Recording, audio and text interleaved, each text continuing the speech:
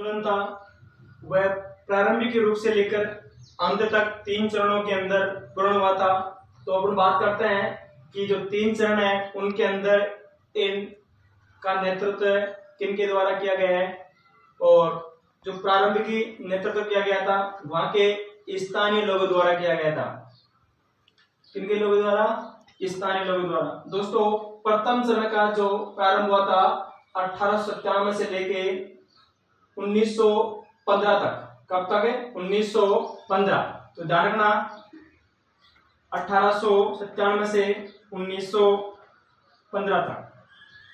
और 1915 तक प्रथम चरण रहा। इसका नेतृत्व जो किए व्यक्ति थे वह वहां के जो बिजोलिया के किसान स्थानीय लोग थे, जो पढ़े हुए लोग थे। ठीक है, तो उनमें से दोस्तों नाथुराम कामदार था। कौन था?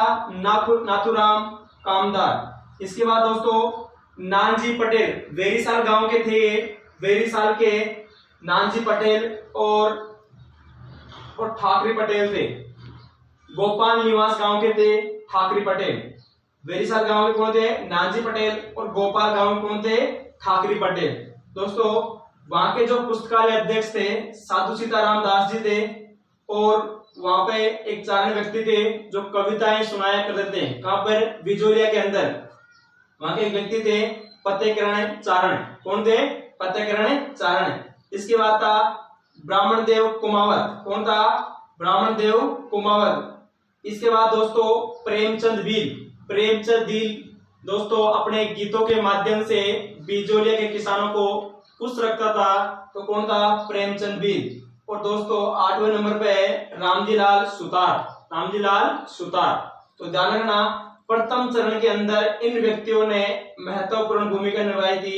ये बिजोलिया के स्थानीय लोग थे।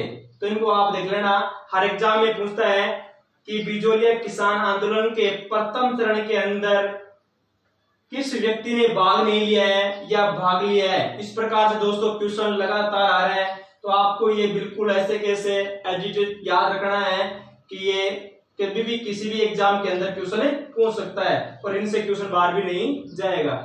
इसके बाद दोस्तों द्वितीय चरण। द्वितीय चरण जो प्रारंभ हुआ था वह 1916 से 27 तक हुआ था। कब से?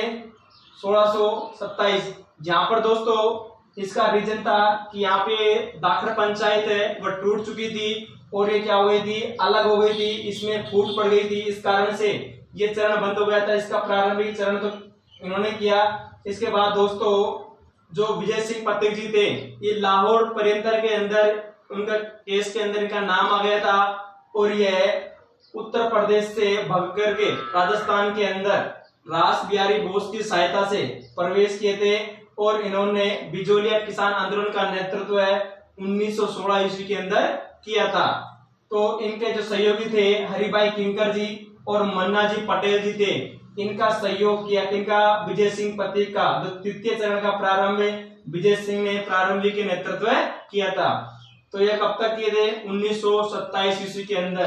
दोस्तों माणिक्यलाल वर्मा और विजय सिंह पथिक के बीच में दोनों में क्या हो गया था? मतभेद हो गया था। इस प्रकार से ये द्वितीय चरण से कौन? विजय सिंह पथिक जी हट गए। इस प्रकार से राजस्थान सेवा संघ था वह टूट चुका था, और ये क्या थे?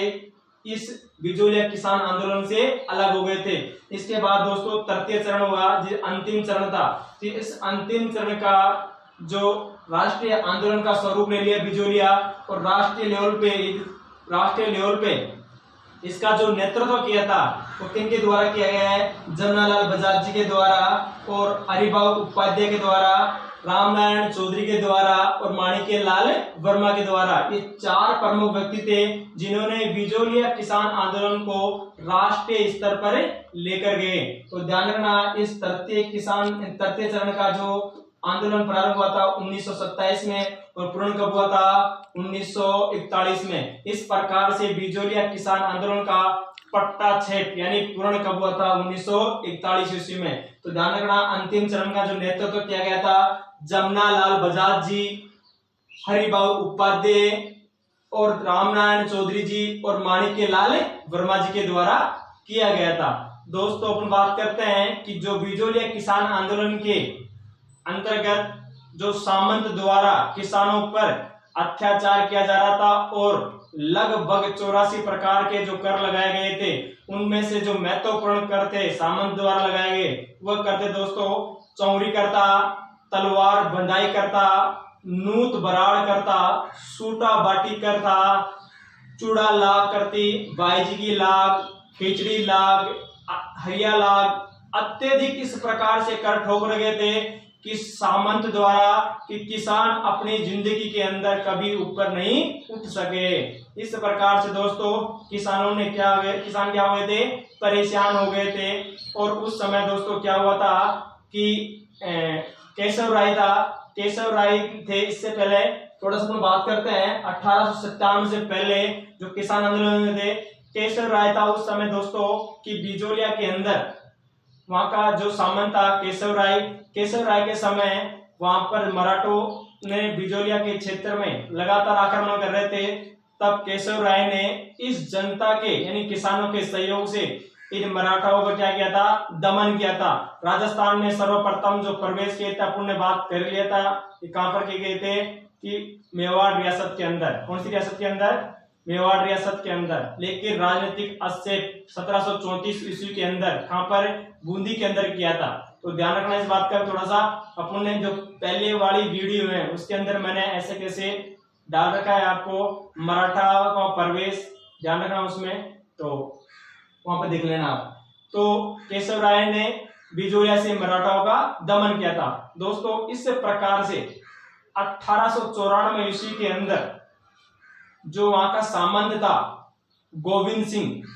गोविंद सिंह की दोस्तों मृत्यु होती है। और मृत्यु हो जाने के बाद एक नया सामंत बनता है दोस्तों, उसका नाम था कृष्ण या किशन सिंह परमार। क्या था? कृष्ण या किशन सिंह परमार। ये कहां से आया हुआ था? ये अशोक का वंशज था। ये भी कहां से आया था? जगनेर से आया था। कहां से आया था? जगनेर से।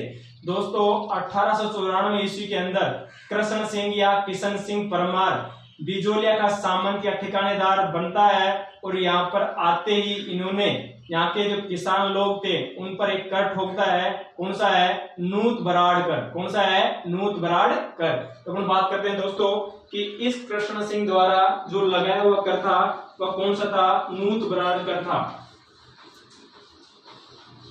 तो आप थोड़ा सा ये भी देख लो कि जो 84 प्रकार के कर थे उनमें से जो मुख्य कर थे वह कौन कौन से, आपको मैं बता देता हूं।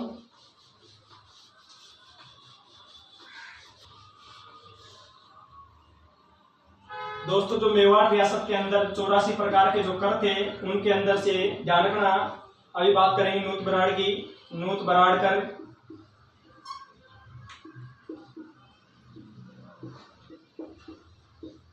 बाईजी की लाग,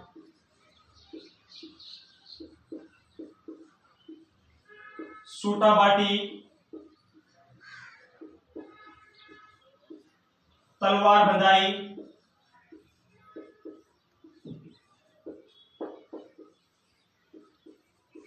चौरी कर,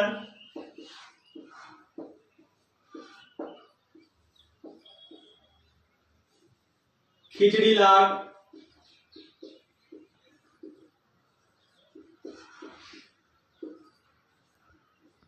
चूड़ा कर। इस प्रकार से दोस्तों बिजोलिया के सामंतों द्वारा किसानों पर ये कर लगा रहे थे, जो लगभग कितने प्रकार के थे? 84 प्रकार के कर थे। कितने प्रकार के? 84 प्रकार के कर थे। तो इनमें बात ध्यान रखना है आपको कि 84 प्रकार के करों के कारण यहाँ के जो किसान थे उन्होंने क्या किया था? विद्रोह किया था। तो दोस्तों हम बात करते हैं कि 1894 ईस्वी के अंदर जो नया सामंत बना था वो कौन था? कृष्ण सिंह या किशन सिंह परमार था। कौन था? किशन सिंह या कृष्ण सिंह परमार। तो कृष्ण सिंह और 1894 में इसको बोलते हैं किशन सिंह या कृष्ण सिंह परमार। ध्यान रखना गोविंद सिंह जी 1894 में मर चुके थे और उनके बाद नया जो सामंत बना था जगनेर से आया हुआ था ये, किशन सिंह या कृष्ण सिंह। दोस्तों इस किशन सिंह ने आते ही इस बिजोलिया की जनता पर एक कर लगाता है नया, नूत बराड़ कर। कौन सा कर है? नूत बराड़। दोस्तों ये नूत बराड़ कर क्या था? ये कहता दोस्तों कि जब भी सामंत के घर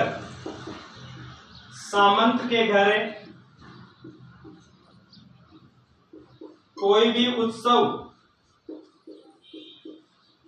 भी उत्सव मनाया जाएगा तब ये कर किसको दिया जाएगा? किसानों के द्वारा किशन सिंह को दिया जाएगा। तो ध्यान रखना, नूत बराड़ करता सामंत द्वारा उत्सव पर लिए जाने वाला कर था। तो इसका विशेष ध्यान रखना है कि नूत बराड़ क्या था। इसके बाद दोस्तों हम बात करते हैं कि इस प्रकार से जो बिजोलिया किसान थे उन पर लगातार कर लगाए जा रहे थे। और क्या होता है दोस्तों कि 1897 ईस्वी में, कौन सी ईस्वी में? 1897 ईस्वी में गिरधारीपुरा गांव है। कौन सा गांव है? गिरधारीपुरा गांव। ये कहां पे पड़ता है? बिजोलिया ठिकाने में। कौन से ठिकाने में? बिजोलिया ठिकाने में। और बिजोलिया ठिकाने कहां पर है? भीलवाड़ा में। कहने का मतलब ये है कि गिरधारीपुरा गांव कौन से जिले में है या किसमें? भीलवाड़ा जिले में। उस समय कौन से ठिकाने में? बिजोलिया ठिकाने के अंतर्गत आता है दोस्तों। तो यहाँ का दोस्तों एक व्यक्ति था गिरधारीपुरा का, गंगाराम दाखड़। कौन था? गंगाराम दाखड़। कौन था? गंगाराम दाखड़। दोस्तों इस गंगाराम दाखड़ के पिताजी की मृत्यु होती है। किसकी? इसके पिताजी की क्या होती है? मृत्यु। और दोस्तों जैसे ही मृत्यु होती है तो अपन 12वें के दिन क्या करते हैं? मृत्यु भोज करते हैं। क्या करते हैं? मृत्यु भोज। दोस्तों गंगाराम दाखड़ जी इस गिरधारीपुरा गांव के पटेल थे। तो ये भी क्या थे? महान पटेल थे गिरधारीपुरा गांव के। तो इन्होंने क्या किया? अपने जैसे ही 12 गांवों के पटेलों को क्या किया था? आमंत्रण किया था। कहां पर है? अपने पिताजी के मृत्यु भोज के अंदर। इसमें अपने पिताजी के मृत्यु भोज के अंदर 12 गांवों के पटेलों को यहाँ पर बुलाया गया। तब दोस्तों 12 गांव के पटेल एकत्रित हुए। कहां पर है? गिरधारीपुरा गांव के अंदर। आपस में बात करने लगे और कहने लगे कि हमारे ऊपर भी लगातार हमारे सामंत के द्वारा कर लगाया जा रहा है। कभी बाईजी की लाख, कभी खिचड़ी लाख, कभी नूरबाद, कभी कौन सा कर, कभी चूड़ा कर है। इस प्रकार से कई कर लगाए जा रहे थे और हमारे साथ अत्याचार किया जा रहा है। दूसरा किसान भी है, दूसरा पटेल भी कह रहा है कि हमारे साथ भी इस प्रकार से किया जा रहा है। तो उन 12 पटेलों ने इस प्रकार से कहा कि सभी जगह से चल रहा है। क्या चल रहा है? कि इन सामंतों द्वारा किसानों के ऊपर अत्याचार किया जा रहा है। इसलिए ही ये किसान क्या कर रहे हैं? आत्महत्या कर रहे हैं। तब ये 12 गांव के पटेल गिरधारीपुरा गांव के अंदर इकट्ठे होते हैं। किसमें? इस गंगाराम दाखड़ के पिताजी के मृत्यु भोज के अंदर। उस समय दोस्तों नानजी पटेल और ठाकरी पटेल भी आए हुए थे। किसमें? इस गिरधारीपुरा में आए हुए थे।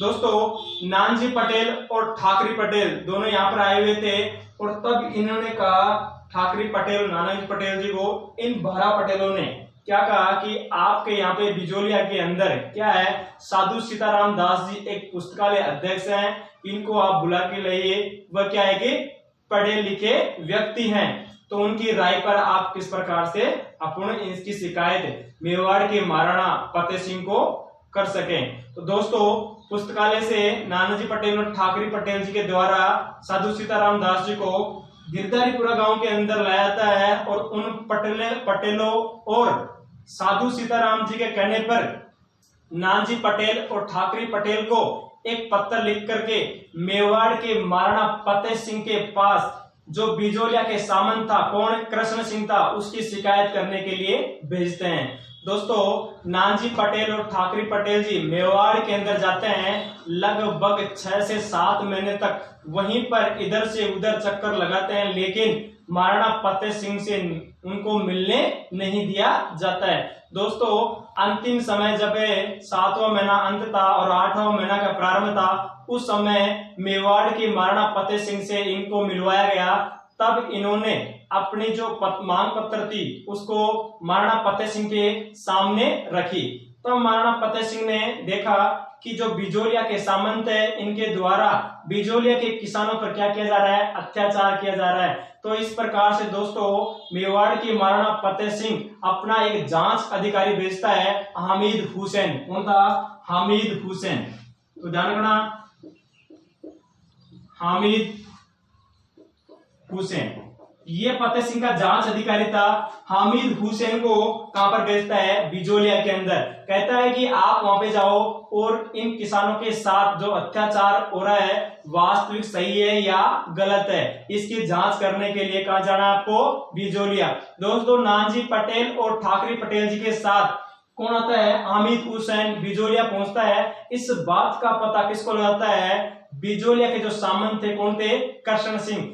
कृष्ण सिंह जी इन हामिद हुसैन को किसानों से नहीं मिलने देते हैं। इनको कई बार कई दिनों तक यहीं पे रहना पड़ा, लेकिन क्या है, इस जांच के लिए हामिद हुसैन जी सफल होते हैं और ये किसानों से चर्चाएं करते हैं, बैठ करके घर घर जाकर के किसानों से चर्चाएं करते हैं कि वास्तविक यहाँ के जो बिजोलिया के सामंत है आपसे इतने कर लिए जा रहे हैं। तो इस प्रकार से दोस्तों हामिद हुसैन ये जांच करने के बाद मेवाड़ पहुंचते हैं और मेवाड़ पहुंचने के बाद ये किसानों के पक्ष में महाराणा फतेह सिंह के पास ये रिपोर्ट भेजते हैं, रिपोर्ट सौंपते हैं कि इनके साथ वास्तविक बिजोलिया के सामंत द्वारा किसानों पर अत्याचार किया जा रहा है। लेकिन दोस्तों महाराणा फतेह सिंह ने ऐसा कोई कदम नहीं उठाया कि सामंत को दंड किया जाए। महाराणा फतेह सिंह ने कह दिया कि यहाँ पे तो 2 कर है उनको समाप्त कर दिया जाए, लेकिन सामंत इन करों को समाप्त करने के लिए तैयार नहीं था। दोस्तों इस प्रकार से महाराणा फतेह सिंह ने ऐसे कोई कदम नहीं उठाए तो क्या थे, सामंत के और भी ऊंचे भाव बढ़ गए। इस प्रकार से दोस्तों कि जो यहाँ का जो सामंत कृष्ण सिंह था, इसने बिजोलिया से ठाकरे पटेल और नानजी पटेल को क्या कर दिया? निष्कासित कर दिया, यानी बिजोलिया से बाहर निकाल दिया, यानी बिजोलिया से देश निकाला दे दिया इसको। तो इस प्रकार से दोस्तों नानजी पटेल और ठाकरे पटेल दोनों बिजोलिया की सीमाओं पर रह करके अपना जीवन यापन किया कुछ समय के लिए, लेकिन कुछ समय बाद जो बिजोलिया के सामंत था, कौन? कृष्ण सिंह। इस कृष्ण सिंह जी पटेल और ठाकरे पटेल को दंड किया और दंड वसूलने के बाद इनको वापस बिजोलिया के अंदर क्या किया? आमंत्रण किया। इस प्रकार दोस्तों बिजोलिया किसान आंदोलन के अंदर क्या थी? किसानों की प्रथम असफलता थी। तो आपको क्वेश्चन पूछता है कि बिजोलिया किसान आंदोलन में किसानों की प्रथम असफलता थी, तो कौन सी दोस्तों? ये गिरधारीपुरा गांव के अंदर। और बिजोलिया किसान आंदोलन का प्रारंभ हुआ था, वो कहां पर हुआ था? गिरधारीपुरा गांव से। कौन से गांव से? गिरधारीपुरा गांव से। तो ध्यान रखना, किसी भी प्रकार से क्वेश्चन पूछता है आपको डिट्टो क्वेश्चन का आंसर दे रहा है कि बिजोलिया किसान आंदोलन का प्रारंभ कब हुआ था? 1897 ईस्वी में। किस स्थान से हुआ था? गिरधारीपुरा गांव से हुआ था। कौन से गांव से? गिरधारीपुरा गांव से हुआ था। किसानों की प्रथम असफलता थी, गिरधारीपुरा गांव के अंदर की गई बैठक, वह क्या थी? प्रथम असफलता थी। इस प्रकार से दोस्तों ये किसान आंदोलन धीरे धीरे क्या होता है? बढ़ता जाता है और इनका जो प्रारंभिक नेतृत्व करते हैं जो साधु सीताराम और नानजी पटेल के द्वारा किया गया था, इसके अंदर वापस पुनः कौन कौन मिल जाते हैं? पत्याकरण चारण है और अन्य लोग भी इसके अंदर शामिल हो जाते हैं। इस प्रकार से दोस्तों कृष्ण सिंह के भाव बढ़ गए और इन्होंने क्या किया कि बिजोलिया की जो बिजोलिया ठिकाना है, यहाँ के जो किसान थे उन पर दोस्तों ये क्या करता है? कौन? कृष्ण सिंह एक कर लगाता है। कौन सा कर है? चौमरी कर। कौन सा लगाता है? चौमरी कर। ये लगाता है दोस्तों कब? 1903 ईस्वी के अंदर। तो ध्यान रखना, चौमरी कर कब लगाया गया था? 1903 ईस्वी में। किसके द्वारा? किशन सिंह या कृष्ण सिंह परमार के द्वारा। दोस्तों चौमरी कर क्या था? चौमरी कर क्या दोस्तों? 5 रुपए का कर था। क्या था? 5 रुपए का कर। जब भी किसान अपनी लड़की का विवाह करेगा तो सामंत को 5 रुपए का कर देगा। किसको देगा? सामंत को देगा। इस प्रकार से दोस्तों किसान थे वो बहुत ही परेशान हो गए थे। पहले ही 84 प्रकार के कर थे, उन्हीं से परेशान हो रहे थे और उन्होंने ये क्या कर दिया, नया कर और लगा दिया। कौन सा है? चौरी कर। दोस्तों कई किताबों के अंदर, जैसे राजस्थान अकादमी की जो किताब है पेमाराम जी की, उसके अंदर जो चौरी कर है वो कितने रुपए मिलता है? 13 रुपए का। कौन से का? 13 रुपए का।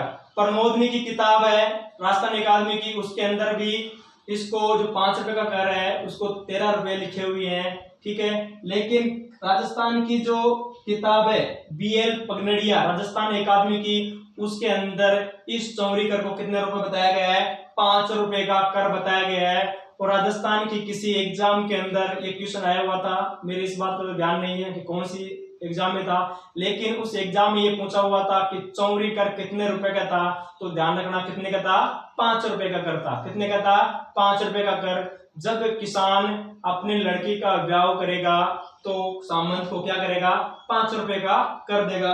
दोस्तों इस प्रकार से इस बिजोलिया के किसान थे, ये अपनी इस प्रतिभूमि को, क्या जो बिजोलिया की भूमि थी, इसको छोड़ करके ग्वालियर की सीमाओं पर निवास करने लगे। दोस्तों इस प्रकार से जैसे ही निवास करते हैं, कृष्ण सिंह क्या होता है? परेशान होता है, क्योंकि उसका जो आय का स्रोत था वह टूट चुका था। और जो कृष्ण सिंह है, जो इन बिजोलिया के किसानों के पास ग्वालियर जाता है, उनको कहता है कि आप बिजोलिया के अंदर आओ और वहां पर क्या करो? कृषि करो या खेती करो, जिससे हमारी आय ऐसी कैसी बने रहे। तब इन्होंने कहा कि हमारे जो चौरी कर है उसको क्या कर दिया जाए? समाप्त कर दिया जाए। तब कृष्ण सिंह ने कहा कि आपकी जो बेटियां हैं जो ब्याह के लिए तैयार हो गई हैं, उनमें से आधी बेच दो और मेरे को क्या कर दो? चौरी कर चुका दो और आदि का ब्याह कर दो। इस प्रकार से दोस्तों बिजोलिया के किसानों ने इस सामंत का विद्रोह किया।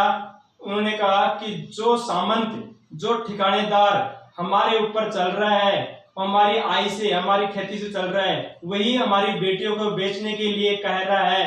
तो इस बिजोलिया का तो हमें खाने की तो बहुत दूर की बात है, हमें यहाँ का पानी भी नहीं पीना है। दोस्तों इस प्रकार से इन्होंने यहाँ का जो सामंत था कृष्ण सिंह का विरोध किया, लेकिन पुनः वापस कृष्ण सिंह वहां पर ग्वालियर के अंदर जाता है और अपनी माफी मांग करके इन्हें पुनः बिजोलिया के अंदर आमंत्रण करता है। इस प्रकार से 1905 ईस्वी के अंदर जो किसान बिजोलिया से भागकर ग्वालियर गए हुए थे वापस आते हैं और कृष्ण सिंह द्वारा क्या ये जो चौरी कर था, कौन सा? 5 रुपए कर, इसको 1905 ईस्वी के अंदर क्या कर देता है? समाप्त।